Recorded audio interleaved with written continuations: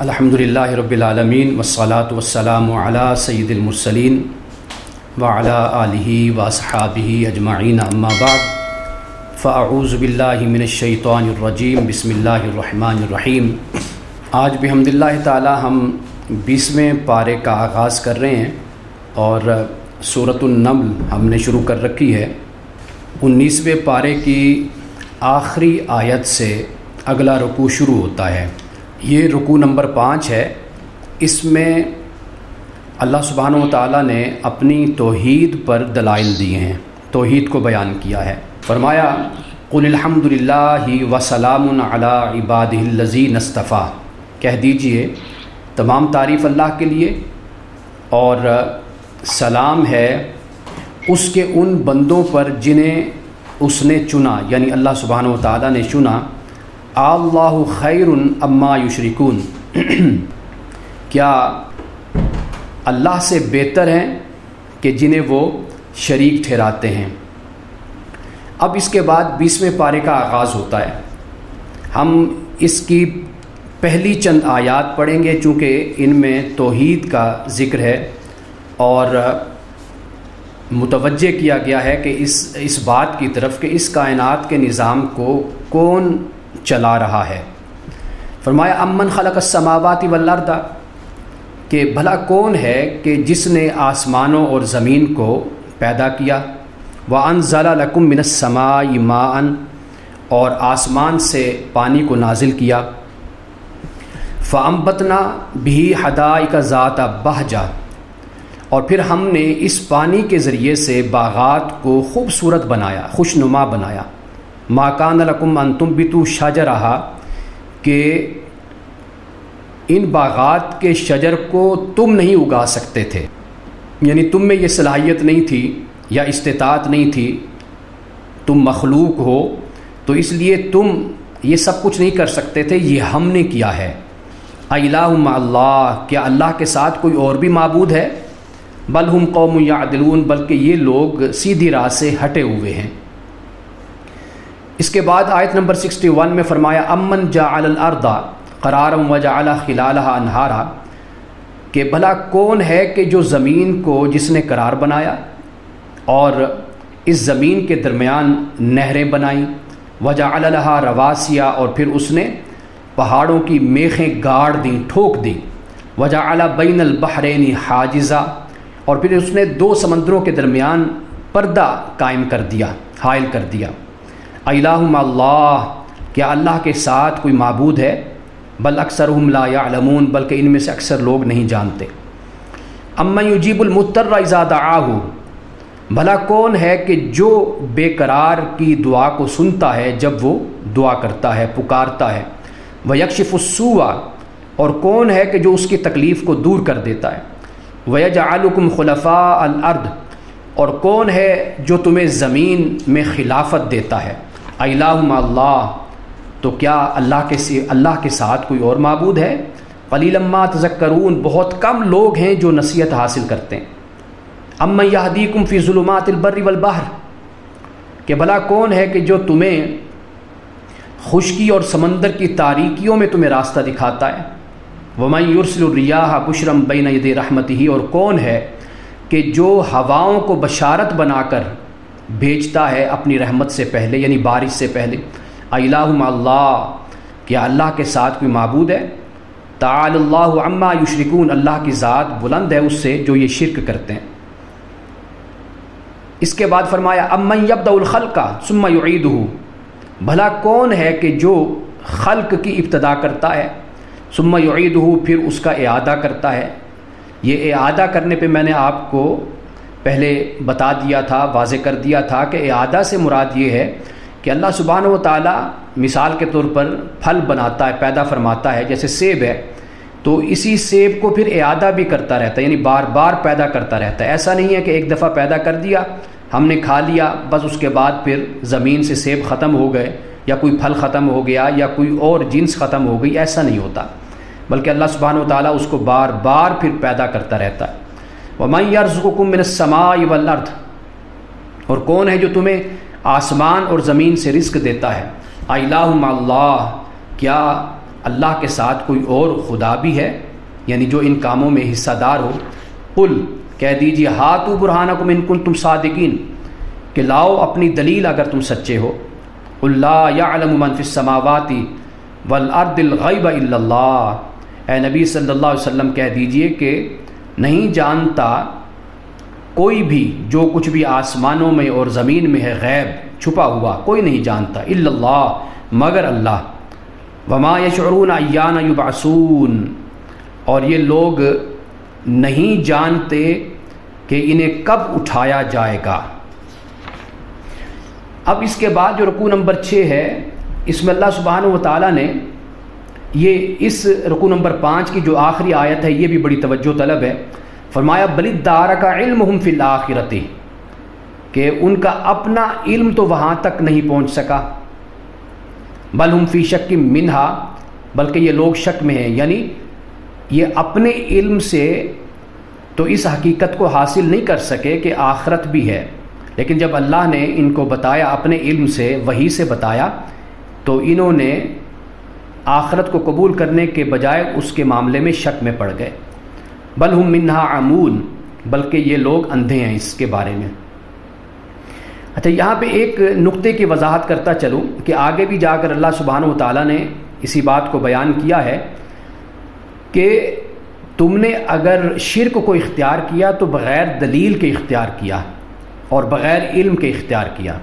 اسی طرح یعنی آخرت ہے، تم اپنے علم سے اس تک پہنچ سکتے تھے، تم تحقیق کرتے، تم تدبر تفکر کرتے، تعقل کرتے، تم سوچتے تو تم ضرور آخرت پر ایمان لاتے، لیکن تم اپنے علم سے اس تک نہیں پہنچ سکے۔ لیکن جب اللہ نے اپنی وحی تمہیں عطا کی، رسول بھیجا، تو تم نے پھر بھی قبول کرنے کے بجائے شک میں ہی تم پڑے رہے۔ اب اس کے بعد رکوع نمبر 6 میں اللہ سبحانہ و تعالیٰ نے کفار و مشرکین کی اسی بات کو بیان کیا کہ وہ آخرت کا انکار کرتے ہیں، بار بار اسی بات کو دہراتے ہیں کہ جب ہم مٹی ہو جائیں گے، ہماری ہڈیاں گل سڑ جائیں گی، تو یہ کیسے ممکن ہے کہ ہمیں دوبارہ اٹھایا جائے گا؟ اور وہ یہ کہتے ہیں کہ اس طرح کے وعدے اور اسی طرح کی خبریں جو ہمیں دی گئی ہم سے پہلے بھی ہمارے بزرگوں کو بھی دی گئی تھیں۔ اب اللہ پاک نے فرمایا قل سیروا فی الارض، کہ آپ کہہ دیجئے کہ زمین میں سیر کرو، فانظروا کیف کان عاقبۃ المجرمین، تو دیکھو مجرموں کا انجام کیسا ہوا تھا۔ اب عرب کے لوگوں کو یہ بات کہی جا رہی اس لیے کہ بستیاں ان کے آس پاس ہی تھیں، یہ سفر کرتے تھے شام کا اور مختلف ممالک میں جاتے تھے، تو ان کا گزر یہیں سے ہی ہوتا تھا۔ تو اللہ پاک نے اس لیے فرمایا کہ تم زمین میں سیر کرو اور دیکھو کہ مجرموں کا انجام کیا ہوا۔ ولا تحزن علیہم، اب رسول اللہ صلی اللہ علیہ وسلم کو تسلی دی جا رہی ہے، اس لیے کہ یہ بھی انسانی فطرت ہے، طبیعت ہے کہ جب انسان اخلاص کے ساتھ، محبت کے ساتھ اور توجہ کے ساتھ اور بڑی محنت کے ساتھ کام کرتا ہے، تو اگر اس کو اس طریقے کا رسپانس آگے سے نہیں ملتا تو واضح بات ہے کہ اس کا دل دکھی تو ہوتا ہے۔ تو یہاں پر اسی بات کو بیان فرمایا کہ ولا تحزن علیہم، کہ اے نبی صلی اللہ علیہ وسلم ان کے اس معاملے پر آپ رنج نہ کریں، حزن میں نہ ہوں۔ ولا تکن فی ضیق مما یمکرون، اور جو یہ چالیں چلتے ہیں اس پر آپ ذرا بھی اپنے دل کو تنگ نہ کریں۔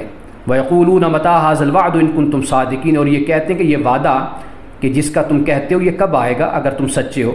تو آپ کہہ دیجئے کہ عَسَىٰ أَن يَكُونَ رَدِفَ لَكُمْ بَعْضُ الَّذِي تَسْتَعْجِلُونَ، کہ ممکن ہے، شاید قریب ہے کہ اس کا جو وعدہ کیا ہے اس کا کچھ حصہ اب تمہارے قریب آ چکا ہو جس کی تم جلدی مچاتے ہو۔ اب یہ جو عسیٰ فرمایا کہ قریب ہے، یا جیسے لعل، شاید، ایسے الفاظ قرآن پاک میں استعمال ہوتے ہیں، تو اس کا مطلب یہ نہیں ہے کہ کوئی شک کی بات ہوتی ہے، یہ در حقیقت اللہ سبحانہ و تعالیٰ اپنی شان بے نیازی کو بیان کرتا ہے، یعنی کہ ممکن ہے کہ جس کی تم جلدی مچاتے ہو وہ اس کا کچھ حصہ تمہارے قریب آ چکا ہو۔ تو ممکن ہے، شاید ہے، امکان ہے، یہ جو انداز ہے یہ در حقیقت اللہ سبحانہ و تعالیٰ اپنے استغنا کو بیان کرتا ہے، لیکن اس معاملے میں کوئی شک نہیں ہے کہ جس کی وجہ سے یہ اسلوب اختیار کیا جاتا ہے۔ فرمایا وَإِنَّ رَبَّكَ لَذُو فَضْلٍ عَلَى النَّاسِ، اور بے شک تیرے رب فضل والا ہے لوگوں پر، وَلَٰكِنَّ أَكْثَرَهُمْ لَا يَشْكُرُونَ، لیکن ان میں سے اکثر لوگ شکر ادا نہیں کرتے۔ اب قرآن پاک کے بارے میں اس بات کو بیان کیا کہ ان ھذا القرآن یقص علی بنی اسرائیل، کہ بے شک یہ قرآن ہے، یہ قرآن بیان کرتا ہے بنی اسرائیل کے حال کو، اکثر الذی ہم فی اختلفون، اس معاملے میں جس میں یہ اکثر اختلاف کرتے ہیں۔ یعنی قرآن پاک بنی اسرائیل یہود و نصارہ کو قرآن پاک وہ باتیں بیان کر دیتا ہے کہ جن میں یہ اختلاف کرتے ہیں۔ فرمایا وَإِنَّهُ لَهُدًى وَرَحْمَةٌ لِّلْمُؤْمِنِينَ، اور بے شک یہ قرآن ہدایت اور رحمت ہے مومنین کے لیے۔ إِنَّ رَبَّكَ يَقْضِي بَيْنَهُم بِحُكْمِهِ، اللہ تعالیٰ اپنے حکم کے ساتھ ان کے درمیان فیصلہ کرے گا اور وہ عزیز علیم ہے۔ اس کے بعد فرمایا آیت نمبر 80 میں إِنَّكَ لَا تُسْمِعُ الْمَوْتَىٰ وَلَا تُسْمِعُ الصُّمَّ الدُّعَاءَ إِذَا وَلَّوْا مُدْبِرِينَ، کہ بے شک آپ مردوں کو نہیں سنا سکتے اور نہ بہروں کو دعا سنا سکتے ہیں، یعنی پکار، وہ کبھی بھی مردے ہوں یا وہ بہرے ہوں، وہ کبھی بھی آپ کی پکار کو سن نہیں سکتے۔ اذا ولوا مدبرین، اور جو پیٹھ پھیر کر بھاگنے والے ہوں وہ نہیں سن سکتے۔ یعنی مراد یہ ہے کہ یہ ہیں تو زندہ لیکن ان کی ظاہری زندگی ہے، یہ سن تو رہے ہیں لیکن جو ان کو سننا چاہیے یہ وہ نہیں سنتے۔ وما انت بہاد العمی عن ضلالتہم، اور آپ نہیں ان کو بچا سکتے یا اندھوں کو آپ راستہ دکھا سکتے، یعنی جو لوگ بھٹکنا چاہتے ہیں ان کو آپ کبھی بھی گمراہی سے بچا نہیں سکتے۔ ان تسمع الا من یؤمن بآیاتنا، کہ نہیں آپ سنا سکتے مگر اس کو سنا سکتے ہیں کہ جو ہماری آیتوں کو ماننے والا ہو۔ فہم مسلمون، پس وہ فرما بردار ہیں، مسلمان ہیں۔ اب یہاں پر یہ جو فرمایا کہ آپ صرف ان کو سنا سکتے ہیں کہ جو ایمان والے ہیں، یعنی اس سے مراد یہ ہے کہ جن کے دل آمادہ ہیں اس بات پر کہ وہ سنیں، متوجہ ہوں، فرما برداری پر ان کا دل ہو، تو انہی کو آپ سنا سکتے ہیں۔ باقی جو بہرے ہیں یا مردہ ہیں یا وہ لوگ ہیں کہ جو گمراہی پر ہی قائم رہنا چاہتے ہیں، ان کو کبھی بھی آپ ہدایت کا راستہ نہیں دکھا سکتے۔ وَإِذَا وَقَعَ الْقَوْلُ عَلَيْهِمْ أَخْرَجْنَا لَهُمْ دَابَّةً مِّنَ الْأَرْضِ، اور جب ہماری بات پوری ہونے کا وقت آ جائے گا تو پھر ہم نکالیں گے ان کے لیے ایک جانور زمین سے کہ جو ان سے کلام کرے گا۔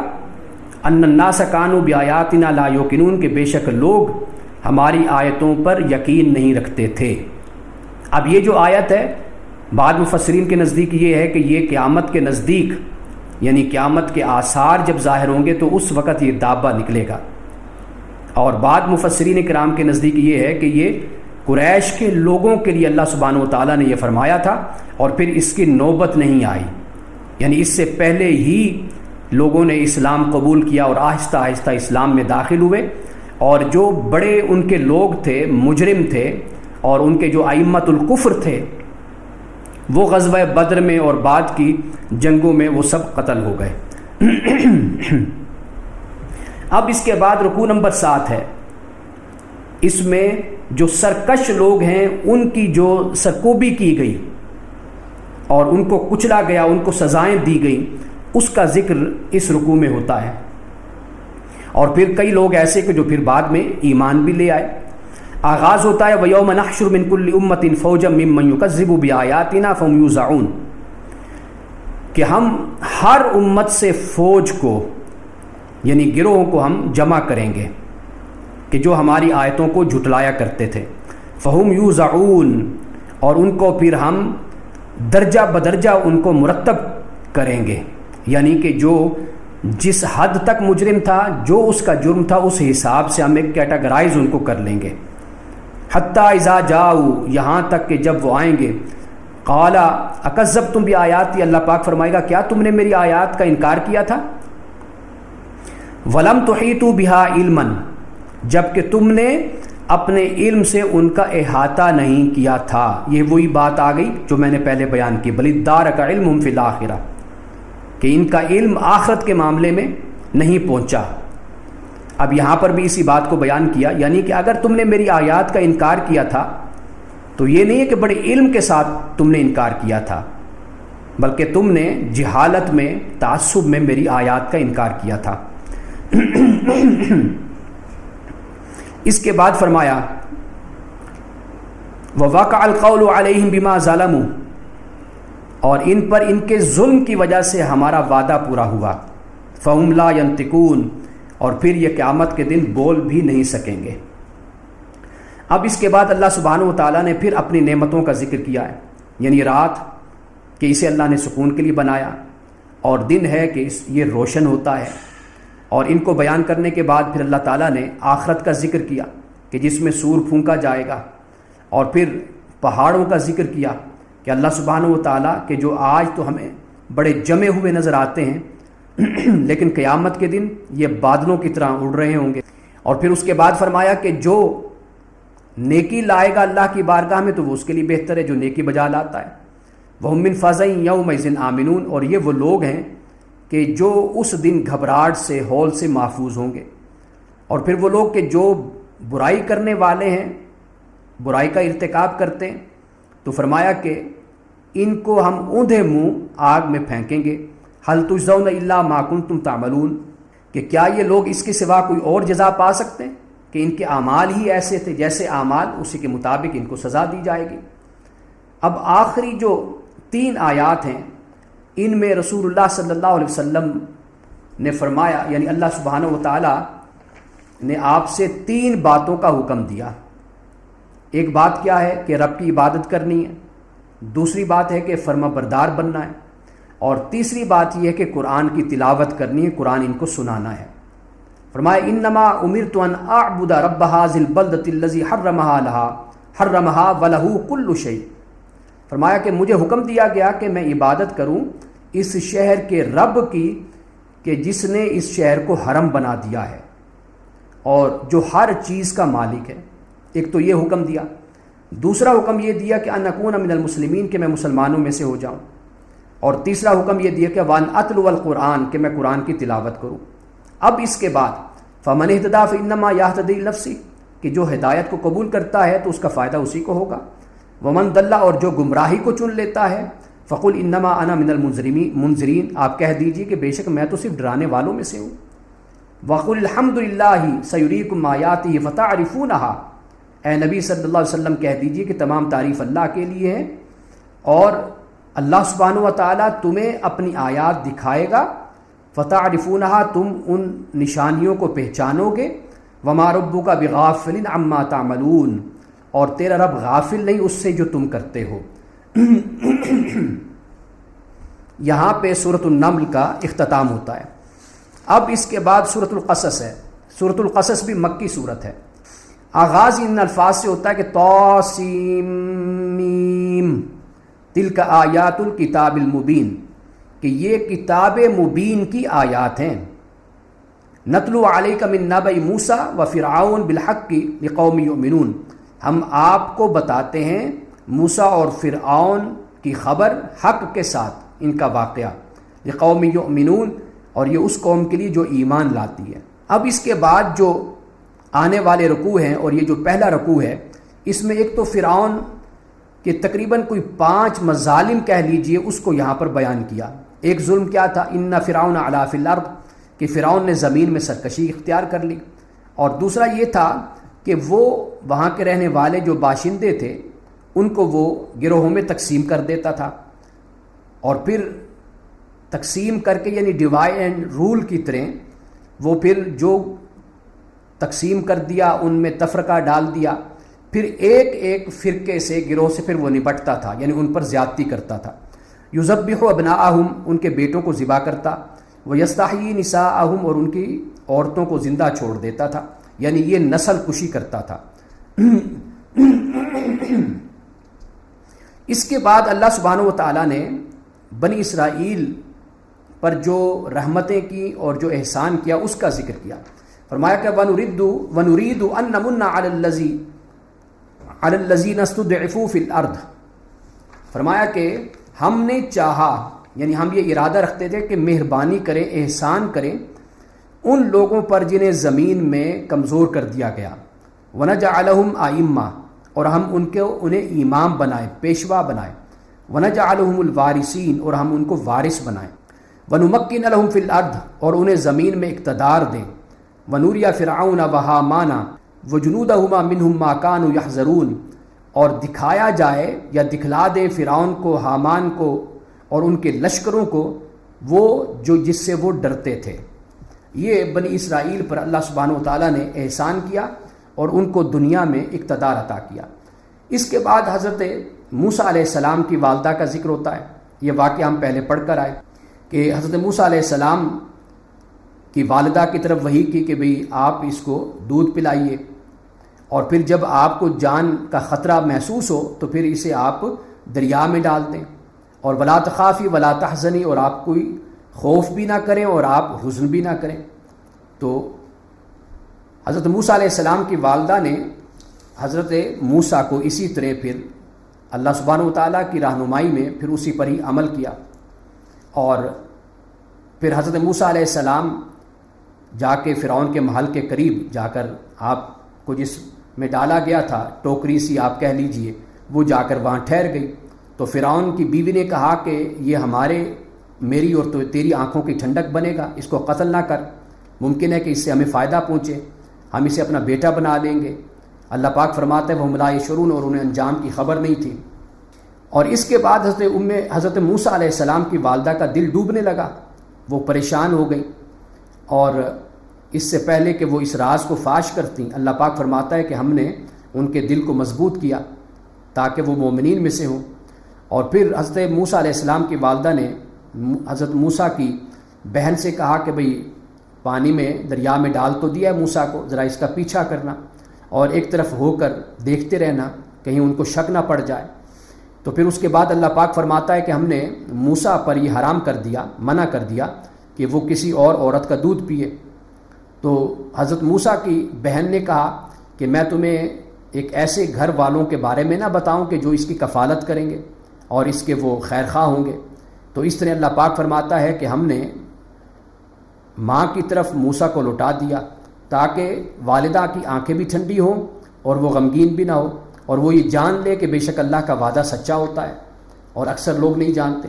اس کے بعد حضرت موسیٰ علیہ السلام پھر جب جوان ہوئے تو یہاں پر اس رکوع نمبر 2 میں اس واقعے کو بیان کیا جا رہا ہے کہ آپ جب شہر کی طرف آئے، چونکہ آپ کی والدہ شہر سے ہٹ کر رہتی تھی، جب آپ شہر میں آئے تو وہ وقت ایسا تھا کہ وہم فی غفلۃ من اہلیہ، شہر والے اس وقت غفلت میں تھے، یعنی یا تو وہ صبح کا وقت تھا، آرام کا وقت تھا، یا دوپہر کے آرام کا وقت تھا، یا رات کے وقت تھا۔ تو وہاں پر 2 لوگ لڑ رہے تھے آپس میں، ایک اسرائیلی تھا یعنی حضرت موسیٰ علیہ السلام کے قبیلے کا تھا، دوسرا قبطی یا مصری کہہ لیجئے وہ تھا۔ اب وہ 2 آپس میں لڑ رہے تھے۔ حضرت موسیٰ علیہ السلام نے وہ جو قبطی اور مصری تھا اس کو آپ نے مکہ مارا، یعنی دونوں آپس میں لڑ رہے تھے، تو بچاؤ کرتے ہوئے آپ نے جب اس کو مارا تو وہ اس کو کچھ زیادہ لگا، یعنی آپ کا ارادہ اور نیت تو نہیں تھی، تو اس شخص کی موت واقع ہو گئی۔ تو پھر اس کے بعد حضرت موسیٰ علیہ السلام کے حوالے سے یہاں پہ قرآن پاک بیان کرتا ہے قال ھذا من عمل شیطان، کہ حضرت موسیٰ علیہ السلام نے کہا کہ یہ شیطان کے عمل سے، انہ عدو مضل مبین، کہ بے شک شیطان دشمن ہے اور واضح طور پہ گمراہ کرنے والا ہے۔ اب آپ دیکھیے کہ حضرت موسیٰ علیہ السلام اللہ کی بارگاہ میں دعا کرتے ہیں ربی انی ظلمت نفسی فاغفر لی فغفر لہ، کہ اے میرے رب بے شک میں نے اپنی جان پر ظلم کیا، مجھے تو معاف کر دے۔ اللہ پاک نے فرمایا کہ میں نے پھر اسے معاف کر دیا اللہ نے، انہ هو الغفور الرحیم، تو بے شک اللہ غفور رحیم ہے۔ قال ربی بما انعمت علی فلنکون ظہیرا للمجرمین، حضرت موسیٰ علیہ السلام نے یہ عہد کیا کہ اے میرے رب یہ احسان جو تو نے مجھ پر کیا ہے، اب اس کے بعد میں کسی مجرم کا مددگار نہیں بنوں گا۔ اب دوسرے دن پھر شہر میں دیکھا کہ وہی شخص یعنی اسرائیلی جو حضرت موسیٰ علیہ السلام کے قبیلے کا ہے وہ کسی اور سے لڑ رہا ہے، اور آپ نے اس کو ڈانٹا، اپنے اسی قبیلے کے شخص کو کہا انک لغوی مبین، کہ تو بالکل واضح طور پر جھگڑالو قسم کا اور بہکا ہوا تو شخص ہے۔ یہ حضرت موسیٰ علیہ السلام نے اس کو ڈانٹا، اور پھر آپ نے چاہا کہ آپ آگے بڑھیں اور جو دشمن ہے قبطی مصری اس کو آپ قابو کریں۔ ادھر آپ نے اسرائیلی کو ڈانٹا تھا، اسرائیلی یہ سمجھا کہ شاید اب حضرت موسیٰ علیہ السلام مجھے ماریں گے، تو اس نے کہا کہ اتريد ان تقتلنی کما قتلت نفسا بالامس، کیا تو مجھے آج مارنا چاہتا ہے جیسے تو نے کل ایک شخص کو مارا تھا۔ اب اس کے بعد وہ جو مصری تھا قبطی وہ وہاں سے بھاگ کر چلا گیا، جا کر فرعون اور جو اہل دربار تھے جا کر ان کو بتایا۔ اب جب ان تک خبر پہنچی تو وہاں سے جس کو معلوم ہوا تو وہ حضرت موسیٰ علیہ السلام کا خیر خواہ ہوگا، وہ بھاگتا ہوا واپس حضرت موسیٰ علیہ السلام کے پاس آیا اور آ کر اس نے کہا کہ بھئی کہ جو مالاؤ کے الفاظ آتے ہیں کہ جو سردار ہیں یہ تیرے بارے میں مشورہ کر رہے ہیں تجھے قتل کرنے کا، تو میں تیرا تو خیر خواہ ہوں، تو جتنی جلدی ہو سکے یہاں سے نکل جا۔ حضرت موسیٰ علیہ السلام پھر ڈرتے ہوئے اور سہمتے ہوئے وہاں سے آپ نکل کھڑے ہوئے اور عرض کی اللہ کی بارگاہ میں کہ رب نجنی من القوم الظالمین، کہ اے میرے رب مجھے قوم ظالم سے نجات عطا فرما۔ اب اس کے بعد اب آپ اس واقعے سے آپ دیکھیے کہ جو حضرت موسیٰ علیہ السلام سے ہوا وہ بے ارادہ ہوا، لیکن قوم کے سردار جو کرنا چاہ رہے تھے وہ ارادتاً جان بوجھ کر ان کے ہاتھ میں گویا کہ ایک بہانہ آ گیا کہ حضرت موسیٰ علیہ السلام کو کسی طرح پکڑ کر پھانسی دے دی جائے، آپ کو قتل کر دیا جائے، جبکہ قرآن پاک اس بات کو بیان کر رہا ہے کہ حضرت موسیٰ علیہ السلام سے یہ بے ارادہ ہوا، ارادتاً جان بوجھ کر نہیں، کہ جیسے ہم دیکھتے ہیں ایسے حادثات واقع ہوتے رہتے ہیں کہ جھگڑنے میں کبھی انسان تھپڑ مارتا ہے یا مکہ مارتا ہے تو دوسرا اس کو برداشت نہیں کر پاتا، اس کی ڈیتھ ہو جاتی ہے۔ کھیل کود میں بھی ایسا ہو جاتا ہے، تیرنے میں، نہانے میں ایسا ہو جاتا ہے، پانی میں، دریا میں، نہر میں اور سوئمنگ پول میں، ایسے بہت سے واقعات کے یعنی اچانک ڈیتھ واقع ہو جاتی ہے۔ لیکن ان کا ارادہ کیا تھا؟ وہ چونکہ دشمن تھے، ان کے اندر بغض کینہ تھا اور وہ چاہتے تھے کسی طرح حضرت موسیٰ علیہ السلام سے نپٹا جائے، تو وہ اسی بات کو ہی بنیاد بنانا چاہتے تھے۔ اب اس کے بعد قرآن بیان کرتا ہے رکوع نمبر 3 میں کہ حضرت موسیٰ علیہ السلام نے پھر مدین کا رخ کیا۔ یہ مدین جو لفظ ہے یہ بھی میں بتاتا چلوں کہ حضرت ابراہیم علیہ السلام کے ایک بیٹے کا نام مدین تھا یا مدیان، یہ لفظ آتے ہیں، اور ایک اور زوجہ تھی آپ کی، بیگم تھی غالباً تیسری، تو اس سے یہ مدین پیدا ہوئے تھے آپ کے صاحبزادے، تو یہ اسی کے نام سے اس بستی کا، اس شہر کا نام رکھا گیا تھا۔ تو آپ مدین پہنچے، اب وہاں پر آپ کیا دیکھتے ہیں کہ کنویں پر آپ نے دیکھا کہ وہاں پر بہت سے لوگ اپنے جانوروں کو پانی پلا رہے ہیں، اور الگ ایک طرف 2 لڑکیاں وہ کھڑی ہوئی ہیں اپنے جانوروں کو روک کر۔ حضرت موسیٰ علیہ السلام نے ان عورتوں سے پوچھا کہ کیا وجہ ہے کہ تم ایک طرف ہو کر تم کھڑی ہوئی ہو؟ تو انہوں نے کہا کہ ہم اپنے جانوروں کو پانی نہیں پلا سکتی جب تک یہ چرواہے جو ہیں یہاں پر یہ اپنے جانوروں کو پانی پلا کر لے نہ جائیں۔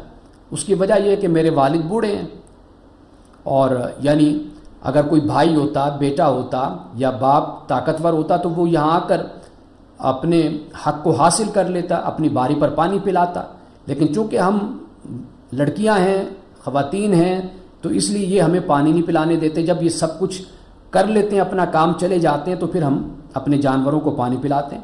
حضرت موسیٰ علیہ السلام نے یہ سنا اور پھر آپ نے ان کے جانوروں کو پانی پلایا اور پھر ایک طرف سائے میں جا کر آپ بیٹھ گئے اور رب ذوالجلال کی بارگاہ میں عرض کی رب انی لما انزلت الی من خیر فقیر، کہ اے میرے پروردگار جو خیر بھی، جو بھلائی بھی تو میری طرف نازل کرے میں اس کا محتاج ہوں، میں فقیر ہوں۔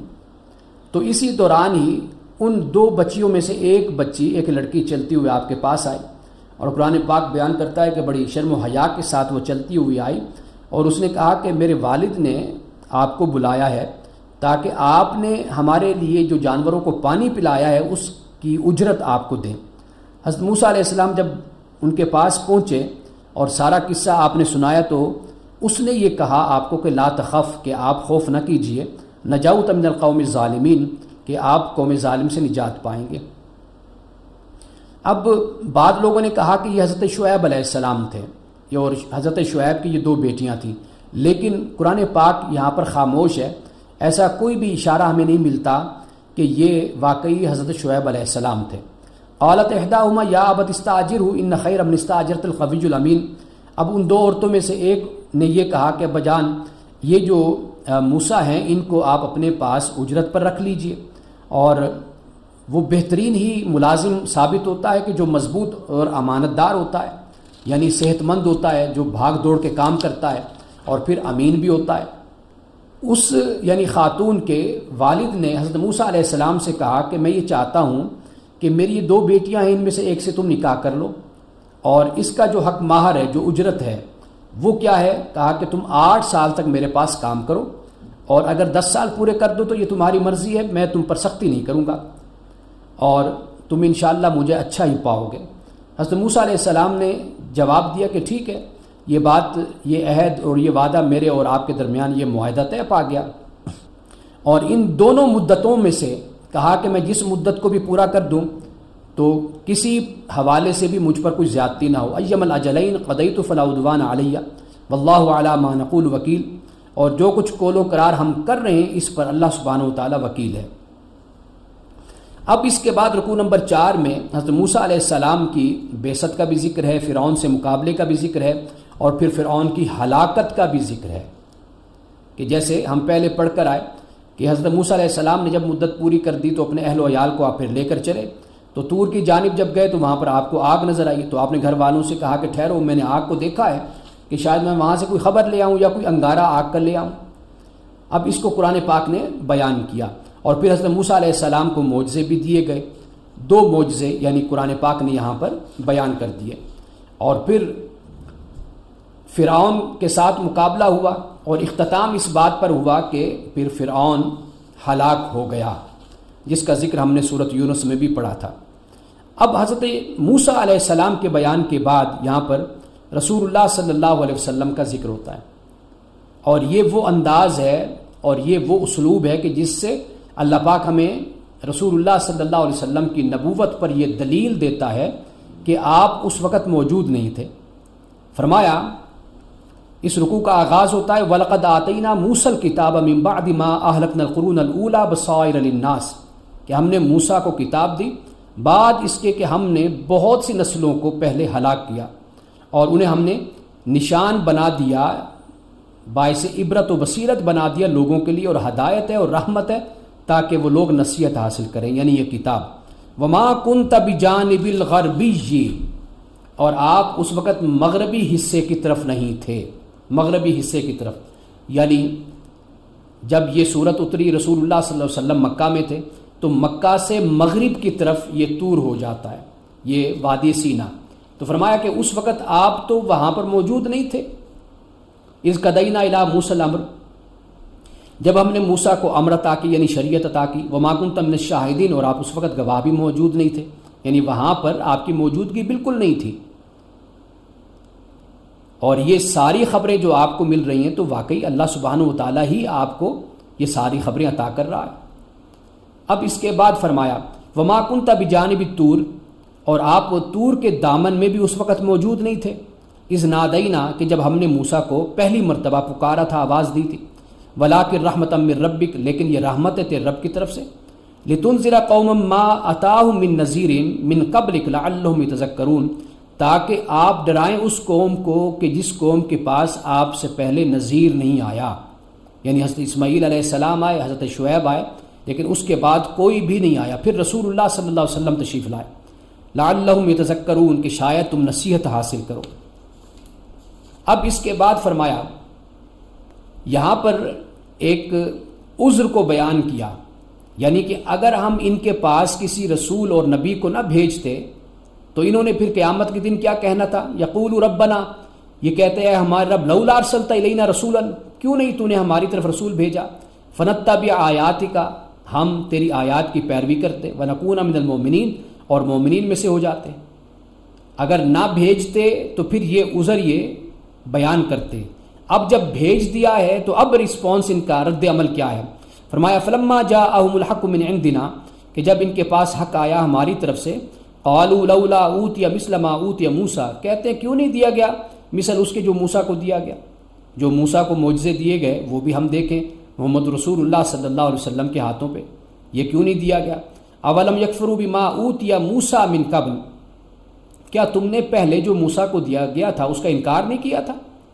قالوا سحران تظاہرا، کہ تم نے اس وقت کیا کہا تھا کہ یہ دونوں جادوگر ہیں، یعنی جو کچھ یہ دکھاتے ہیں یہ ایک دوسرے کی مدد کرتے ہیں، یہ جادو ہے سب کچھ، حضرت موسیٰ اور حضرت ہارون، یعنی اتنے تم ایمان لانے والے ہوتے معجزات کی بنیاد پر تو موسیٰ علیہ السلام پر جو معجزے اترے تھے ان کو دیکھ کر تم ایمان کیوں نہ لائے؟ وقالوا انا بکل کافرون، اور کہا کہ بے شک ہم تو ان سب باتوں کے انکاری ہیں۔ اب فرمایا قل فاتوا بکتاب من عند اللہ، اے نبی صلی اللہ علیہ وسلم آپ اللہ کی طرف سے کتاب لاؤ فاتو بکتاب من عند اللہ، یعنی یہ رسول اللہ صلی اللہ علیہ وسلم نے حق کے جو مخالف ہیں ان سے یہ فرمایا کہ لاؤ کتاب اللہ کی طرف سے، ہوا اہدی منہما، کہ جو ان دونوں سے زیادہ ہدایت پر ہو، یعنی تورات اور قرآن۔ جو سامنے لوگ ہیں مخاطبین ہیں ان سے کہا جا رہا ہے اتبعہ، فرمایا کہ اس کی پیروی کر ان کنتم صادقین، اگر یہ لوگ سچے ہیں، اگر تم سچے ہو تو پھر فرمایا کہ جو یہ لائیں گے کہ جس میں زیادہ ہدایت ہو پھر اس کی پیروی کر۔ فَإِن لَّمْ يَسْتَجِيبُوا لَكَ، فرمایا اگر یہ جواب نہ دیں تو فَاعْلَمْ، جان لو، انما يتبعون اهواءهم، کہ بے شک یہ اپنی خواہشات کی پیروی کرتے ہیں۔ ومن اضل ممن اتبع هواه، اور یہ وہ لوگ ہیں کہ جو اپنی خواہشات کی پیروی جو کرنے والے ہیں یہ زیادہ گمراہ ہیں، اور اللہ تعالیٰ کی ہدایت کو ان لوگوں نے چھوڑ دیا ہے۔ یعنی اب یہاں پہ آپ یہ دیکھیے کہ قرآن اور تورات، فرمایا کہ یہ اللہ سبحانہ و تعالیٰ نے اتاری ہیں اور یہ ہدایت دینے والی دونوں کتابیں ہیں۔ اب اس کے بعد رکوع نمبر 6 ہے، اس میں اللہ سبحانہ و تعالیٰ نے انبیاء علیہ السلام کی جو تعلیمات ہیں ان کی بنیاد بیان کر دی کہ ان سب کی بنیاد ایک ہی ہے، ان میں کوئی فرق نہیں ہے۔ فرمایا وَلَقَدْ وَصَّلْنَا لَهُمُ الْقَوْلَ لَعَلَّهُمْ يَتَذَكَّرُونَ، کہ ہم اپنا کلام ایک دوسرے سے ملتا جلتا پہنچاتے رہے ہیں، یعنی ایک دوسرے سے ملتا جلتا کلام۔ تورات کو دیکھ لو، انجیل کو دیکھ لو، قرآن کو دیکھ لو، زبور کو دیکھ لو، لعلہم یتذکرون، کہ ممکن ہے کہ یہ لوگ نصیحت حاصل کریں۔ الذین آتیناہم الکتاب من قبلہ ہم بھی یؤمنون، وہ لوگ کہ جنہیں ہم نے پہلے کتاب عطا کی تھی وہ اس پر بھی ایمان لاتے ہیں۔ وَإِذَا يُتْلَىٰ عَلَيْهِمْ، اور جب ان پر تلاوت کی جاتی ہے، قَالُوا آمَنَّا بِهِ إِنَّهُ الْحَقُّ مِن رَبِّنَا، تو یہ کہتے ہیں کہ ہم اس پر ایمان لائے کہ بے شک یہ حق ہے ہمارے رب کی طرف سے۔ اِنَّا كُنَّا مِن قَبْلِهِ مُسْلِمِينَ، کہ بے شک ہم پہلے بھی مسلمان تھے۔ اب یہ کیوں فرمایا؟ یہ در حقیقت کفار و مشرکین کو بتایا جا رہا ہے کہ بھئی تمہارے اس علاقے میں، اس شہر میں، عرب میں اللہ نے نبی اور رسول کو بھیجا، تم اس پر ایمان نہیں لا رہے، لیکن جو باہر کے لوگ ہیں، اہل کتاب ہیں، وہ اس نبی پر ایمان لا رہے ہیں اور وہ اس بات کو تسلیم کر رہے ہیں کہ اس سے پہلے بھی ہمیں اسی طرح کی کتاب اللہ پاک نے عطا کی تھی۔ اب ان کے لیے فرمایا کہ 2 اجر ہوں گے، دگنا اجر ہوگا۔ اور دگنا اجر کیوں ہوگا؟ اس لیے کہ تورات پر بھی ایمان لائے اور قرآن پاک پر بھی ایمان لائے۔ اور اس دگنے اجر کی وجہ کیا ہے؟ بما صبروا، اس لیے کہ انہوں نے صبر کیا۔ وَيَدْرَؤُونَ بِالْحَسَنَةِ السَّيِّئَةَ، اور برائی کو نیکی سے دور کیا۔ وَمِمَّا رَزَقْنَاهُمْ يُنْفِقُونَ، اور اس سے جو ہم نے ان کو دیا خرچ کرتے ہیں۔ وَإِذَا سَمِعُوا اللَّغْوَ، اور جب انہوں نے بیہودہ بات سنی، أَعْرَضُوا عَنْهُ، تو اس سے اعراض برت لیا، کنارہ کشی اختیار کر لی۔ وَقَالُوا لَنَا أَعْمَالُنَا، اور کہا کہ ہمارے لیے ہمارے اعمال ہیں۔ وَلَكُمْ أَعْمَالُكُمْ، اور تمہارے لیے تمہارے اعمال ہیں۔ سلام علیکم، تم کو سلام ہو۔ لا نبتغی الجاہلین، کہ ہم جاہلوں والا رویہ نہیں اختیار کرنا چاہتے۔ یعنی اللہ سبحانہ وتعالیٰ نے ایمان والوں کے اوصاف کو بھی بیان کر دیا۔ اب رسول اللہ صلی اللہ علیہ وسلم سے فرمایا اِنَّكَ لَا تَهْدِي مَنْ أَحْبَبْتَ، کہ بے شک آپ جسے چاہیں ہدایت نہیں دے سکتے، وَلَكِنَّ اللَّهَ يَهْدِي مَن يَشَاءُ، لیکن اللہ ہدایت دیتا ہے جسے چاہتا ہے۔ وَهُوَ أَعْلَمُ بِالْمُهْتَدِينَ، اور وہ ان لوگوں کو خوب جانتا ہے جو ہدایت قبول کرنے والے ہیں۔ یہ اس لیے فرمایا کہ رسول اللہ صلی اللہ علیہ وسلم کے بارے میں اسی سورۃ القصص میں آغاز میں ہی اللہ سبحانہ وتعالیٰ نے اس بات کو بیان کر دیا تھا، بلکہ اس سے پہلے جو سورت ہے سورۃ النمل، اس میں بھی اسی بات کو بیان کیا کہ رسول اللہ کی بے چینی، اضطراب کہ یہ لوگ ایمان لے آئیں، تو اللہ پاک نے یہ فرمایا کہ یہ میرے ہاتھ میں ہے لوگوں کو ایمان کی دولت عطا کرنا۔ اس کے بعد فرمایا کہ کفار و مشرکین کا بہانہ کیا تھا؟ وہ کہتے ہیں ان نتبع الہدا، اگر ہم ہدایت کی پیروی کریں گے معاکا، آپ کے ساتھ، یعنی جو ہدایت آپ کو دی گئی، تو نتخطف من ارضنا، تو ہمیں پھر اپنی زمین سے اچک لیا جائے گا۔ اس لیے کہ وہاں پر آس پاس کے جو ملک تھے ان کے ساتھ ان کا بزنس تھا، اور ڈر یہ تھا کہ ہمارا سیاسی اثر رسوخ ختم ہو جائے گا، اور بین الاقوامی تجارت کا جو مرکز بن گیا تھا وہ مکہ تھا۔ ان کو ڈر یہ تھا کہ اگر ہم رسول اللہ صلی اللہ علیہ وسلم پر ایمان لائیں گے تو پھر ہماری سیاست بھی ختم ہو جائے گی اور ہماری تجارت بھی ختم ہو جائے گی۔ تو اللہ سبحانہ و تعالیٰ نے انہیں یہ بات یاد کروائی ہے کہ اولم نمکن لہم حرما آمنا یجبی الیہ ثمرات کل شیء رزقا من لدنا ولکن اکثرهم لا یعلمون، کیا یہ حقیقت نہیں ہے کہ ہم نے ایک پرامن حرم کو ان کے لیے جائے مقام بنا دیا، جائے قیام بنایا، یعنی مکہ کی زمین کو ہم نے ان کے لیے امن کا مقام بنایا، اور جس کی طرف ہر طرح کے ثمرات کھینچے چلے آتے ہیں ہماری طرف سے بطور رزق کے، لیکن اکثر لوگ نہیں جانتے۔ اس سے آگے فرمایا کہ ہم نے کتنی بستیوں کو ہلاک کیا کہ اس کے رہنے والے اپنی معیشت پر اتراتے تھے۔ فَتِلْكَ مَسَاكِنُهُمْ لَمْ تُسْكَن مِّن بَعْدِهِمْ إِلَّا قَلِيلًا، اب یہ دیکھو ان کے مساکن کو، ان کے گھروں کو ذرا دیکھو، بہت کم ہی ہے کہ ان کے گھر آباد ہوئے ہوں دوبارہ۔ وَكُنَّا نَحْنُ الْوَارِثِينَ، اور ہم ہی وارث ہیں۔ وَمَا كَانَ رَبُّكَ مُهْلِكَ الْقُرَىٰ، تیرے رب کی شان یہ نہیں ہے کہ وہ بستیوں کو ہلاک کرتا پھرے، حَتَّىٰ يَبْعَثَ فِي أُمِّهَا رَسُولًا، کہ یہاں تک کہ وہ پھر ان کے مرکز میں ایک رسول کو جب تک وہ نہ بھیج دے تب تک وہ عذاب کو نہیں نازل کرتا۔ یتلو علیہم آیاتنا، کہ وہ ان پر ہماری آیات کی تلاوت کرتا ہے۔ وما کننا مہلک القریٰ، اور ہم کسی بستی کو ہلاک کرنے والے نہیں ہیں، الا واہلھا ظالمون، کہ جب تک اس بستی کے رہنے والے ظالم نہیں ہو جاتے۔ اب اس کے بعد جو رکوع نمبر 7 ہے، اس میں آغاز تو ایک مثال سے ہوتا ہے کہ فرمایا افمن وعدناہ وعدا حسنا فهو لاقیہ، کیا وہ شخص کہ جس سے ہم نے اچھا وعدہ کیا اور وہ اس وعدے کو پہنچنے والا ہے، کیا وہ اس شخص کی طرح ہو سکتا ہے کہ متعناہ متاع الحیات الدنیا، کہ ہم نے صرف ایک وہ شخص ہے کہ جسے صرف دنیا کا سامان ہم نے دے دیا، ثم هو یوم القیامت من المحضرین، اور پھر قیامت کے دن وہ پیش کیے جانے والوں میں سے ہوگا۔ یعنی کیا یہ دو لوگ برابر ہو سکتے ہیں؟ ایک وہ کہ جس سے اچھا وعدہ کیا اللہ نے اور وہ اپنے اس وعدے کو پانے والا ہے۔ اچھے وعدے سے مراد یہ ہے کہ ایمان اور عمل صالح کا نتیجہ اس کو اللہ عطا کرے گا، اور ایک شخص وہ ہے کہ جسے ایمان سے اور دین الہی سے، اللہ کے دین سے کوئی غرض ہی نہیں ہے، بس وہ دنیا کو سب کچھ سمجھتا ہے، تو فرمایا کہ اس کو پھر ہم دنیا دے دیتے۔ تو یہ دو لوگ کبھی بھی برابر نہیں ہو سکتے۔ اس کے بعد اللہ سبحانہ و تعالیٰ نے دو کا ذکر کیا، یعنی ایک وہ طبقہ کہ جس کی پیروی کی جاتی ہے، اور ایک وہ طبقہ جو پیروی کرنے والا ہے۔ اللہ سبحانہ و تعالیٰ نے یہاں پر ان دونوں کا ذکر کر دیا اور اس بات کو بیان کر دیا کہ جو شرکاء ہوں گے جن کی پیروی کی جائے گی، وہ بھی قیامت کے دن براءت کا اعلان کر دیں گے، ان سے اکتاہٹ کا اعلان کر دیں گے، بھئی ان سے ہمارا کوئی تعلق نہیں، بلکہ وہ یہاں تک کہیں گے کہ اے مولا انہوں نے اپنی خواہشات کی پیروی کی تھی، یعنی انہوں نے ما کانوا ایانا یعبدون، ان لوگوں نے ہمیں اپنا معبود نہیں بنایا تھا، یہ در حقیقت اپنی خواہشات نفس کی پیروی کرتے تھے۔ اور اسی طرح اللہ سبحانہ و تعالیٰ آگے بیان کرتا ہے کہ وَيَوْمَ يُنَادِيهِمْ، اور اس دن اللہ ان کو آواز دے گا، فیقول، اور کہے گا ماذا اجبتم المرسلین، کہ تم نے رسولوں کو کیا جواب دیا تھا، فَعَمِيَتْ عَلَيْهِمُ الْأَنْبَاءُ يَوْمَئِذٍ، اور پھر اس دن ان کو کوئی جواب نہیں آئے گا، فَهُمْ لَا يَتَسَاءَلُونَ، اور وہ پھر آپس میں بھی بات نہیں کر پائیں گے، یعنی اتنی گھبراہٹ ان پر طاری ہو جائے گی۔ فَأَمَّا مَنْ تَابَ وَآمَنَ وَعَمِلَ صَالِحًا، تو جس نے توبہ کی اور ایمان لایا اور اچھے کام کیے، تو فرمایا کہ یہ وہ لوگ ہیں کہ جو فلاح پانے والوں میں سے ہوں گے۔ اب اس کے بعد اللہ سبحانہ و تعالیٰ نے آگے پھر رات کا ذکر کیا اور اس نعمت کو بیان کیا کہ ارائیتم ان جعل اللہ علیکم اللیل سرمدا الی یوم القیامت من الہ غیر اللہ یاتیکم بدیا، کہ نبی صلی اللہ علیہ وسلم آپ نے کہیے کیا تم غور نہیں کرتے کہ اگر اللہ تعالیٰ ہمیشہ کے لیے قیامت تک تم پر رات کر دے تو پھر کون ہے اللہ کے سوا کہ جو تم پر روشنی کرے؟ افلا تسمعون، کیا تم سنتے نہیں ہو؟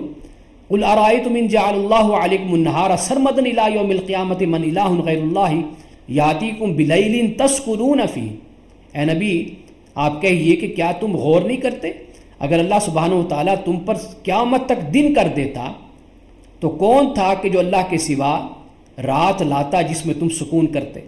افلا تبصرون، کیا تم دیکھتے نہیں ہو؟ اور فرمایا من رحمتی جعل لکم اللیل والنہار لتسکنوا فیہ، کہ یہ اللہ سبحانہ و تعالیٰ کی رحمت ہے کہ اس نے تمہارے لیے رات اور دن کو بنایا تاکہ تم اس میں سکون پاؤ اور اس کے فضل کو تم تلاش کرو اور تاکہ تم شکر ادا کرو۔ اب یہاں پہ اس سے آگے فرمایا کہ قیامت کے دن اللہ تعالیٰ ان کو آواز دے گا، فیقول این شرکائی الذین کنتم تزعمون، کہ کہاں ہیں وہ شرکاء میرے کہ جنہیں تم خیال کرتے تھے کہ وہ میرے شریک ہیں. ونزعنا من کل امت شہیدا، اور ہم ہر امت میں سے ایک گواہ نکال لائیں گے، اور پھر ہم کہیں گے ہاتوا برہانکم، لاؤ اپنی دلیل. فعلموا ان الحق للہ، تو اس وقت انہیں معلوم ہو جائے گا کہ حق اللہ کے لیے.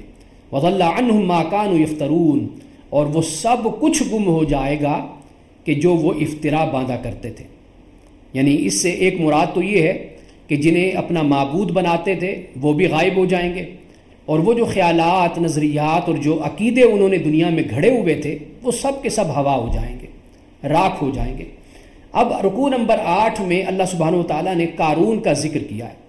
قارون کا تعلق تو حضرت موسیٰ علیہ السلام کی قوم سے تھا، لیکن یہ مل فرعون سے گیا تھا، اس لیے کہ فرعون سے اس کو مال اور دولت ملتا تھا، اور اس نے اسی اپنی قوم سے بے وفائی کے نتیجے میں سب کچھ حاصل کیا تھا.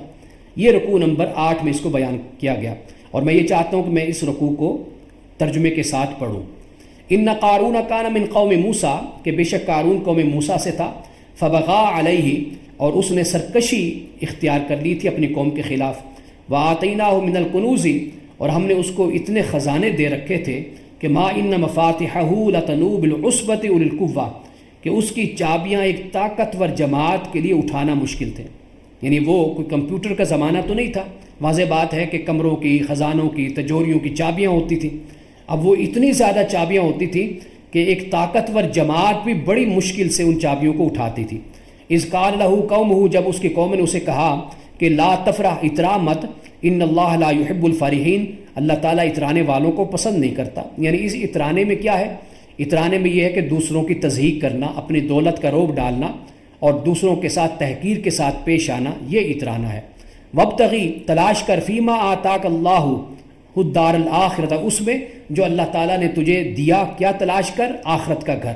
یعنی جو اللہ نے تجھے دیا ہے اس کو خرچ کر کے تو آخرت کے گھر کو حاصل کر. ولا تنس نصیبک من الدنیا، اور دنیا سے بھی اپنے حصے کو لینا مت بھول. واحسن کما احسن اللہ الیک، اور اچھا کر جیسے اللہ نے تجھ سے اچھا کیا. ولا تبغی الفساد فی الارض، اور زمین میں فساد بھی مت پھیلا. ان اللہ لا يحب المفسدین، بے شک اللہ تعالیٰ فساد کرنے والوں کو پسند نہیں کرتا. اب دیکھیے قارون کا جواب کیا تھا. اس نے کہا انما اوتیت علی علم عندی، کہ میرے پاس جو کچھ بھی ہے، جو مجھے دیا گیا، وہ میری علم کی بنیاد پر ہے. اولم یعلم ان اللہ قد اہلک من قبلہ من القرون، کیا اسے معلوم نہیں تھا کہ بے شک اللہ تعالیٰ نے اس سے پہلے کتنی نسلوں کو اور کتنے لوگوں کو ہلاک کیا. من ہوا اشد منہ قوۃ واکثر جمعا، اور وہ جن کو ہلاک کیا وہ قوت میں بھی اس سے زیادہ تھے اور جماعت میں بھی اس سے زیادہ تھے. ولا یسأل عن ذنوبہم المجرمون، اور پھر جو مجرم تھے ان سے ان کے گناہوں کے بارے میں نہیں پوچھا گیا. فخرج علی قومہ فی زینتہ، اور وہ اپنی قوم پر اپنی زینت میں، آرائش میں نکلا. قال الذین یریدون الحیاۃ الدنیا، کہاں ان لوگوں نے جو دنیا چاہتے تھے، یا لیت لنا مثل ما اوتی قارون، کہ کاش ہمارے پاس بھی ایسا ہی ہوتا جیسے قارون کو دیا گیا. انہ لذو حظ عظیم، اس کے پاس تو بڑا ہی حصہ ہے، بڑے نصیب کی بات ہے اس کے. وقال الذین اوتوا العلم، اور جن کے پاس علم تھا انہوں نے کہا ویلکم، کہ تم پر افسوس ہے.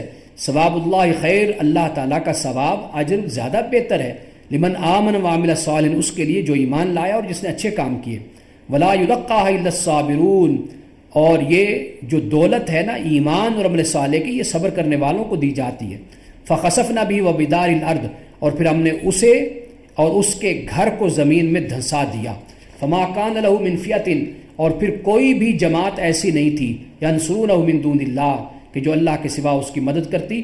وما کان من المنتصرین، اور وہ اپنی مدد بھی نہ کر سکا.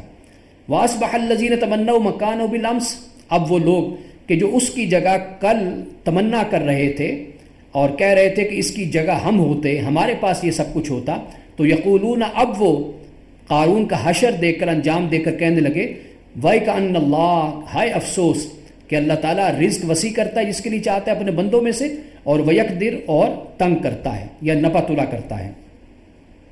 لولا امن اللہ علینا لخسف بنا، اگر اللہ تعالیٰ کا ہم پر احسان نہ ہوتا تو ہم بھی اس کے ساتھ زمین میں دھنسا دیے جاتے. وَيْكَأَنَّهُ لا يُفْلِحُ الْكَافِرُونَ، افسوس کہ کافر فلاح نہیں پائیں گے. اب یہ قارون کے انجام کو یہاں پر بیان کر دیا گیا۔ اب رسول اللہ صلی اللہ علیہ وسلم کی تشریف آوری اور اللہ سبحانہ و تعالیٰ نے پھر جو مکہ کی طرف واپسی ہوئی، یہ سب کچھ اللہ نے پھر رکوع نمبر 9 میں اس کو بیان کیا اور فرمایا کہ تلک الدار الآخرۃ، یہ آخرت کا گھر ہے، نجعلھا للذین لا یریدون علوا فی الارض ولا فسادا، کہ اس کو ہم ان لوگوں کے لیے نہیں کرتے کہ جو نہیں چاہتے علو بڑائی زمین میں اور نہ فساد۔ یعنی یہ گھر ان کے لیے ہم کرتے ہیں دار آخرت کا کہ جو زمین میں نہ تو سرکشی کرتے ہیں اور نہ فساد کرتے ہیں، والعاقبۃ للمتقین، اور اچھا انجام متقین کے لیے۔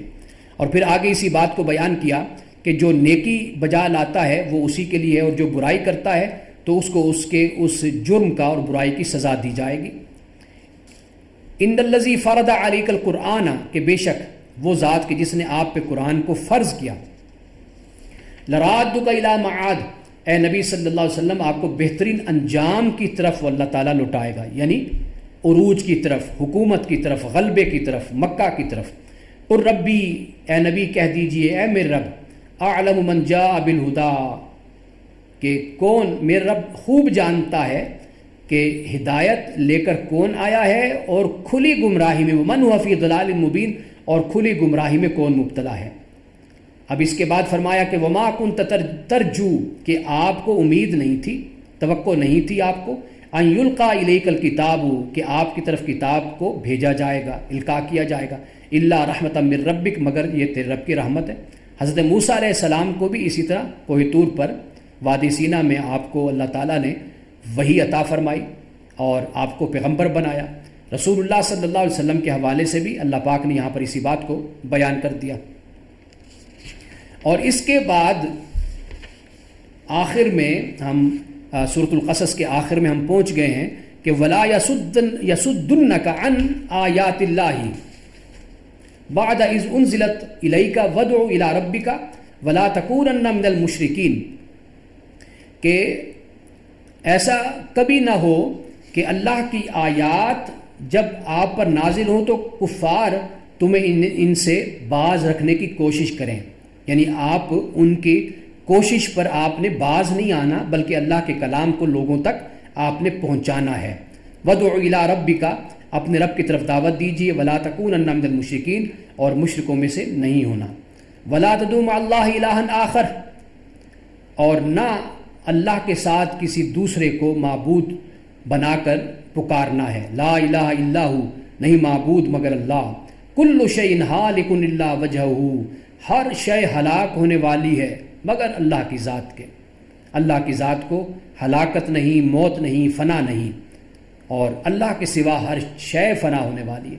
یہاں پر جو ہالک کا لفظ استعمال ہوا یہ بالکل ایسے ہے کہ جیسے کل نفس ذائقۃ الموت کہا گیا، جیسے میں نے آپ سے کہا کہ سر پر تلوار موت کی لٹک رہی ہے، ہر شخص کے سر پر لٹک رہی ہے، کسی وقت موت آ سکتی ہے۔ تو یہاں پر جب ہالک کا لفظ استعمال ہوا تو یہاں پر بھی اسی بات کی طرف اشارہ ہے کہ ہر شے ہلاک ہونے والی ہے، یعنی ہلاکت کی تلوار ہر چیز کے سر پر لٹک رہی ہے۔ لہ الحکم، اور اسی کا ہی حکم ہے، اسی کی فرما روائی ہے، اسی کی حکومت ہے۔ وإلیہ ترجعون، اور اسی کی طرف ہی تم پلٹائے جانے والے ہو۔ اب اس کے بعد سورۃ العنکبوت ہے، یہ بھی مکی صورت ہے۔ اس کا آغاز ہوتا ہے کہ الف لام میم احسب الناس ان یترکوا ان یقولوا آمنا وهم لا یفتنون، کہ کیا یہ لوگ خیال کرتے ہیں کہ انہیں ایسے چھوڑ دیا جائے گا کہ انہوں نے کہا کہ ہم ایمان لائے اور انہیں آزمایا نہیں جائے گا۔ یہ ایمان والوں سے کہا ہے کہ اگر تکالیف اور مصائب و آلام آتے ہیں تو اللہ سبحانہ و تعالیٰ کی طرف سے یہ امتحان ہے، اور آپ سے پہلے بھی اور قوموں پر بھی یہ امتحان آتا ہے۔ سورۃ البقرہ کی آیت نمبر 214 میں اس کو بیان کیا گیا، آل عمران کی آیت نمبر 142 میں بھی اس بات کو بیان کیا گیا۔ وَلَقَدْ فَتَنَّا الَّذِينَ مِن قَبْلِهِمْ، اور بے شک ہم نے آزمایا ان لوگوں کو جو ان سے پہلے تھے۔ فَلَيَعْلَمَنَّ اللَّهُ الَّذِينَ صَدَقُوا وَلَيَعْلَمَنَّ الْكَاذِبِينَ، اور اللہ تعالیٰ آزماتا کیوں ہے؟ تاکہ وہ جانے، پرکھے، دیکھے کہ کون سچا ہے اور کون جھوٹا ہے۔ ام حاسب الذین یعملون السیئات، کیا وہ لوگ کہ جو برے کام کرتے ہیں ان یسبقونا، وہ ہم پر بازی لے گئے، یعنی مراد یہ ہے کہ کیا وہ اب ہمارے کنٹرول میں نہیں رہے، ساء ما یحکمون، بلکہ یہ لوگ غلط فیصلہ کر رہے ہیں۔ اب یہاں پر یعنی تکالیف کا بھی ذکر کر دیا اور یہ بھی بتا دیا کہ پختگی انسان میں اگر آتی ہے تو وہ تکالیف سے گزر کر ہی آتی ہے۔ اور فرمایا من کان یرجو لقاء اللہ، جو اللہ سے ملاقات کی امید رکھتا ہے، فإن اجر اللہ لآت، تو پھر اسے معلوم ہونا چاہیے کہ اللہ کا جو مقررہ وقت ہے وہ آنے والا ہے، وہ السمیع العلیم، وہ سمیع علیم ہے۔ ومن جاہد فإنما یجاہد لنفسہ، اور جس نے مجاہدہ کیا تو اس نے اپنے لیے مجاہدہ کیا، یعنی مجاہدے سے مراد یعنی جیسے انسان روزہ رکھ رہا ہے مسلمان، یہ مجاہدہ ہے، روحانی فوائد انسان کو، ثمرات انسان کو حاصل ہوتے ہیں، لیکن صرف یہ نہیں ہے کہ بس روزہ بھوک پیاس کو برداشت کر لیا، بلکہ غیبت سے بچنا ہے، جھوٹ سے بچنا ہے۔ ایسا نہیں ہے کہ آپ نے روزہ رکھ لیا اب، بلکہ آپ کا وقت بچ گیا کہ اب کھانے پینے کی طرف آپ کی توجہ نہیں جا رہی، تو اب آپ ذرا عبادت کی طرف آ جائیے، نماز کو وقت پر ادا کیجئے، خشوع خضوع سے پڑھیے، قرآن کی تلاوت کیجئے۔ اب اس کا مطلب یہ تو نہیں نا کہ اے سی لگا کے بس سوئے رہو سارا دن اور جا کر پھر افطاری کے وقت اٹھو اور گھر میں بالکل ایسے مجبور اور معذور بن کر لیٹے رہو کہ جیسے کہ بہت بڑا کوئی کام کر بیٹھے ہو اور تھک گئے ہو، اب لوگوں پر ایک بڑا احسان تم نے کر دیا ہے۔ یہ رویہ نہیں ہے، مجاہدہ یہی ہے کہ آپ حالت روزہ میں ہیں پھر بھی آپ کام کر رہے ہیں، مصروف ہیں، اللہ کی عبادت بھی ہو رہی ہے، دنیا کے کام بھی ہو رہے ہیں، باقی کام بھی چل رہے ہیں ساتھ ساتھ، تو یہ اصل یہ مجاہدہ ہوتا ہے۔ ان اللہ غنی عن العالمین، کہ بے شک اللہ تعالیٰ غنی ہے عالمین سے۔ والذین آمنوا وعملوا الصالحات، اور وہ لوگ جو ایمان لائے اور اچھے کام کیے، لنکفرن عنہم سیئاتہم، تو ہم ان سے ان کی جو خطائیں ہیں ان کو دور کر دیں گے، ولنجزینہم احسن الذی کانوا یعملون، اور انہیں ان کے بہترین اعمال کی ہم جزا دیں گے۔ اب میں نے پہلے ایک سورۃ النساء میں اس بات کو بیان کر دیا تھا کہ گناہ کبیرہ سے بچنے کا اہتمام اگر انسان کرتا رہے اپنی طرف سے تو گناہ صغیرہ اللہ سبحانہ وتعالیٰ معاف کر دے گا۔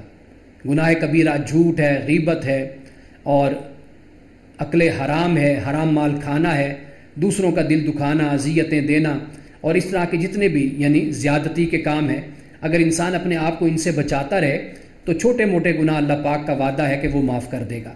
اب یہاں پر والدین کے احسان کا ذکر ہے آیت نمبر 8 میں، کہ ہم نے انسان کو وصیت کی ہے کہ وہ اپنے والدین کے ساتھ حسن سلوک سے پیش آئے، اور اگر وہ تجھے مجبور کریں کہ میرے ساتھ تو شرک کر جس کا تجھے علم نہیں ہے، تو پھر ان کی اطاعت نہیں کرنی۔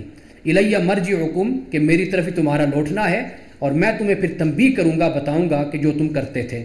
اب سورۃ لقمان میں یہ ساتھ کہہ دیا وصاحبہما فی الدنیا معروفا، لیکن دنیا کے معاملات میں ان کے ساتھ اچھے طریقے سے چلتے رہو، بہتر طریقے سے، معروف یعنی خوبصورت طریقے سے اور پیار سے، محبت سے، احترام سے، عزت سے، لیکن اختلاف ہے وہ اپنی جگہ قائم رہے۔ ہم اختلاف اور ادب کو مقابلے میں لے کر آ جاتے ہیں، اختلاف مجھ سے آپ کو ہو سکتا ہے، مجھے آپ سے ہو سکتا ہے، ہم اختلاف اپنی جگہ پر رکھیں، اور تعلق اور دوستی بھی انسان چلاتا ہے اور ساتھ چلتا رہتا ہے۔ والذین آمنوا وعملوا الصالحات لندخلنہم فی الصالحین، اور وہ لوگ جو ایمان لائے اور اچھے کام کیے انہیں ہم ضرور صالحین میں شامل کریں گے۔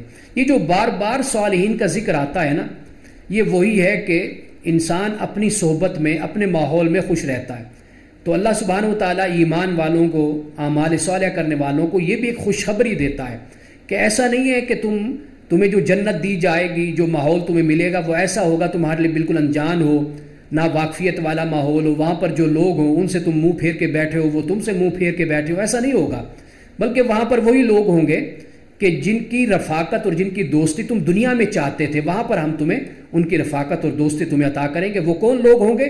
وہ صالح لوگ ہوں گے۔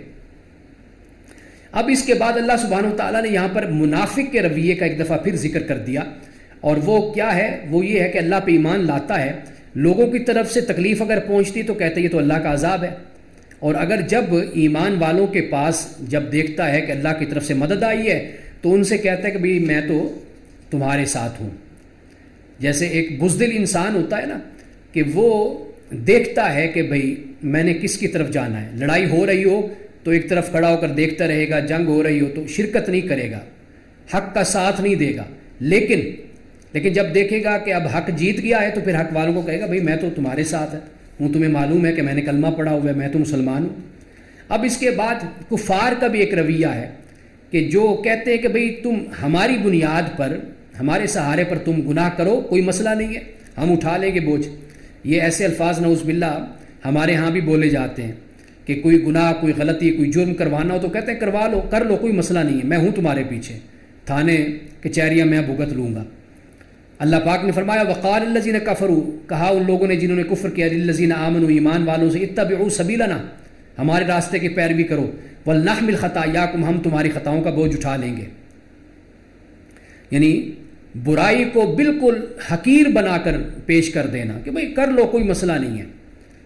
وما ہم بحاملین من خطایاہم من شیء، فرمایا کہ یہ تو اپنی خطاؤں کا بوجھ بھی اٹھانے والے نہیں ہیں، انہم لکاذبون، یہ تو جھوٹے لوگ ہیں۔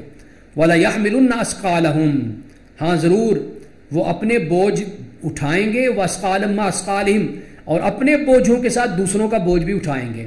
یہ کون سا بوجھ اٹھائیں گے؟ یہ وہی کفر کا بوجھ، دوسروں کو گمراہ کرنے کا بوجھ۔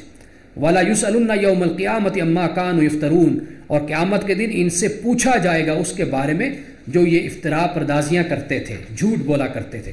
اب اس کے بعد حضرت نوح علیہ السلام کا، یعنی رکوع نمبر 2 میں حضرت نوح کا، ابراہیم کا، حضرت لوط کا، حضرت اسحاق کا، حضرت یعقوب کا، حضرت شعیب کا ذکر ہے، اور پھر جو مقابل نافرمان ہیں ان کا بھی ذکر ہے۔ یہاں پہ حضرت نوح علیہ السلام کی تبلیغ کی مدت کو بیان کیا گیا ہے۔ فلابث فیہم الف سنۃ الا 50 عاما، الف سنہ کہتے ہیں 1000 سال کو، الا 50 عاما، مگر 50 سال، یعنی 1000 سال میں سے 50 سال نکال دیجئے تو 950 سال حضرت نوح علیہ السلام نے اپنی قوم کو تبلیغ کی۔ اور یہاں پر پھر مختصر اللہ نے بیان کر دیا کہ ہم نے پھر نوح کو اور کشتی والوں کو پھر ہم نے نجات عطا کی۔ اور پھر اس کے بعد حضرت موسیٰ علیہ السلام نے اپنی قوم کو عبادت اور تقوی اختیار کرنے کی بھی تلقین کی، اور انہیں یہ بھی بتا دیا کہ یہ جو تمہیں رزق ملتا ہے یہ اللہ کی طرف سے ملتا ہے، اور تم بھی اللہ سے مانگو، اس کی عبادت کرو اور اس کا شکر ادا کرو۔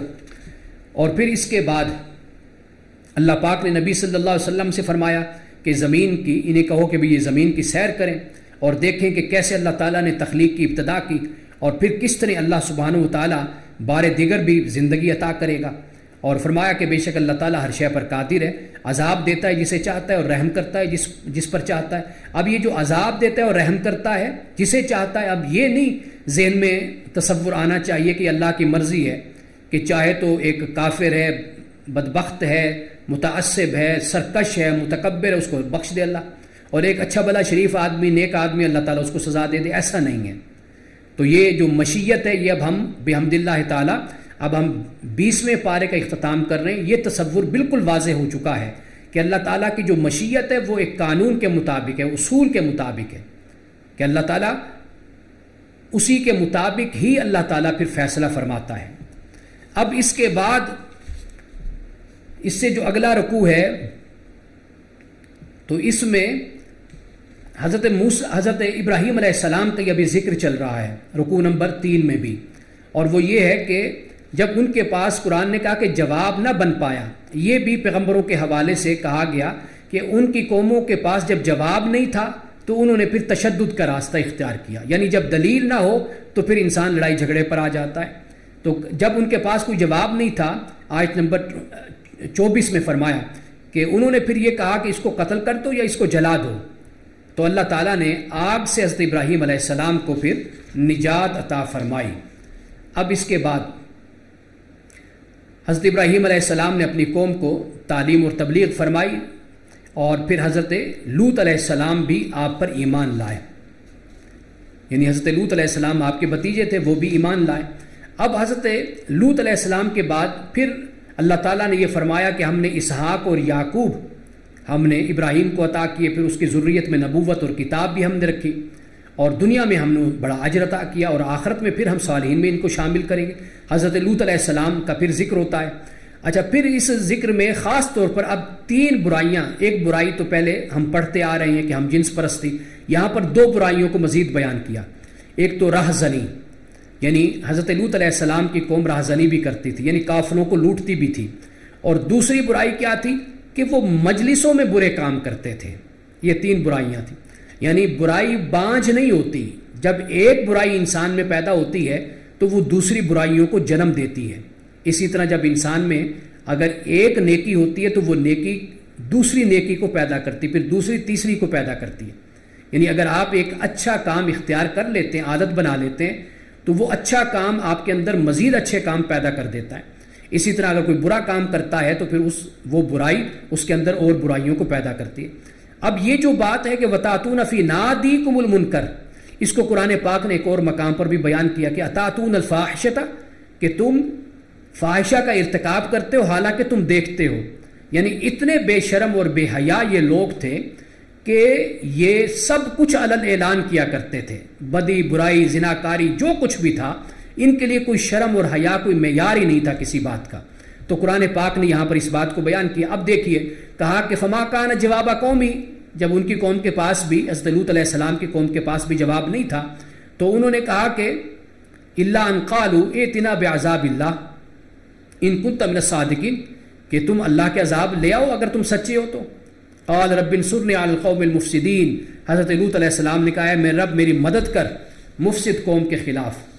حضرت ابراہیم علیہ السلام کو پھر بشارت دی گئی اور فرشتے آئے. یہ سارا یہاں پر اللہ پاک نے ذکر کیا کہ حضرت لوط علیہ السلام پریشان بھی ہوئے، آپ کا دل تنگ بھی ہوا، تو پھر فرشتوں نے کہا کہ آپ ڈریے نہیں اور خوف نہ کھائیے.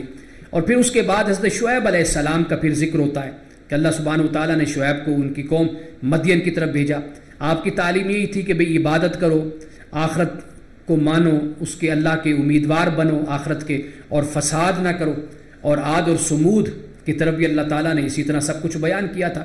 اور یہ بھی فرما دیا وَقَدْ تَبَيَّنَ لَكُم مِّن مَّسَاكِنِهِمْ، کہ تم ان سارے مقامات کو دیکھ چکے ہو. عرب والوں سے کہا ہے کہ عاد اور سمود کے مقامات تم پر واضح ہیں.